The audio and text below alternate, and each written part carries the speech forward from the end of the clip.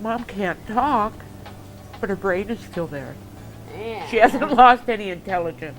The thing that gets to me is when people look at me and talk and act like she's not there. In a way, somebody was blowing the trumpet for me, giving me a warning that, hey, remember to live every day because, every day is not a given. We're not going to sit around and just accept the fact that we have disease and twiddle our thumbs and wait. We're going to plan things that are fun. Hi, I'm Mickey Muma, and this is my mother, Carol Muma, and she's an ALS patient, and she works with ALS of Nevada. Good morning, I'm Rob Dorenson. I have ALS, and I work with the ALS Nevada. My name is Dick Powell.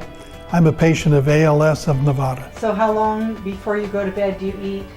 Hi, my name is Megan Testa. I'm the Executive Director for the ALS of Nevada. What we try to do for our ALS patients and their families is guide them through the disease. We provide medical equipment free of charge, power wheelchairs, commodes, aids for daily living. We have 2 clinics here in Las Vegas. Neck is strong, both directions. My name is Dr. David Ginsberg. I'm an Associate Professor of Neurology at the University of Nevada School of Medicine. I've been working with the ALS Association in Nevada now for about 6 years. It's essentially a combination of what we call an upper motor neuron and a lower motor neuron disorder. The symptoms primarily are weakness.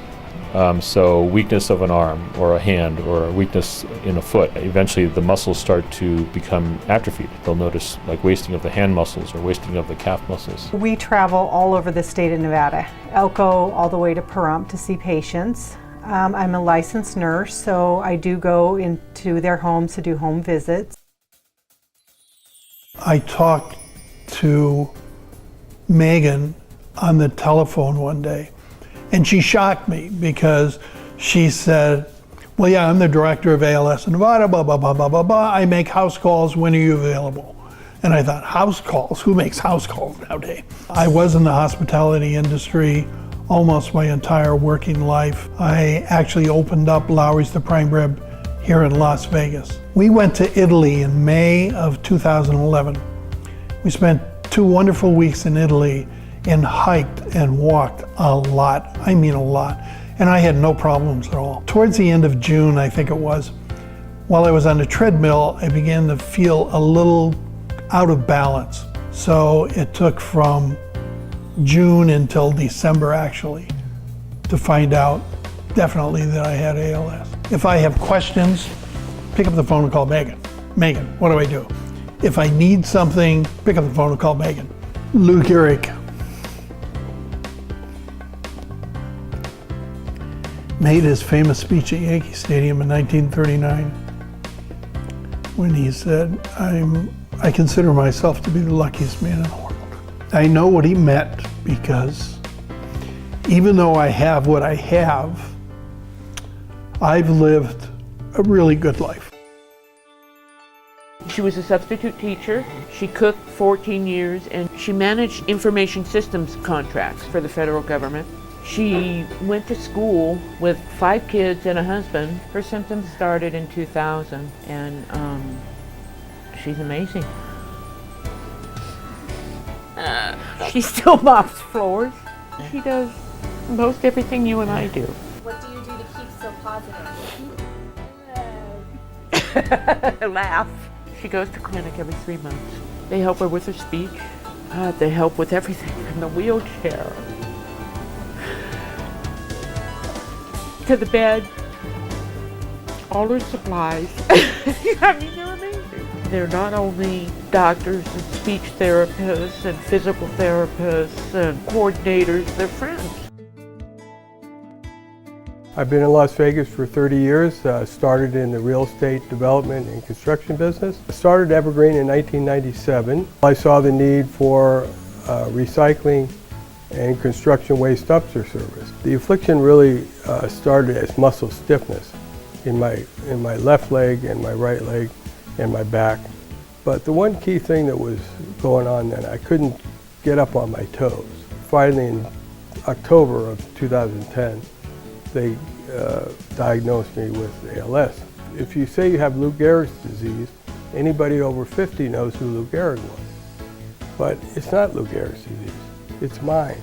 It's Joe Brown, it's Robert Forbes, it's Steve Ragazio, and these are all people in the community that were pillars of the community. I think staying active and staying engaged is very important. If my legacy is anything, it's to be brave and to let people know what's going on and to talk about it. We need to talk about it because the incidents are becoming greater. It's being tied into other motor neuron diseases. Unfortunately, medication-wise, we're not where we need to be. There's only one medication that's FDA approved, and unfortunately doesn't do as much as we would like. We are involved with clinical research trials. We're trying to get more trials, and we've been able to enroll some of our patients for them, which is great for the patients and their families, and hopefully we'll be able to get a cure at some point.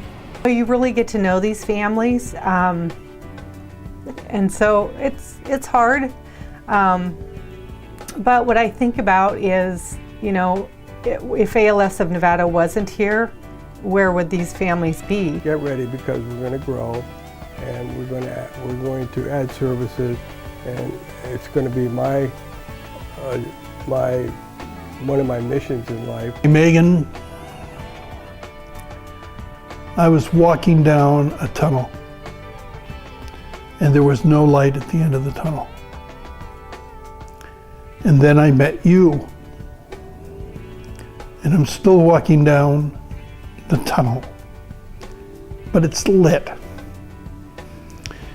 And yeah, you have done that for me, and you have done that for so many other people. They know what to do, and without them, Mom doesn't know what to do. She wants to say thank you.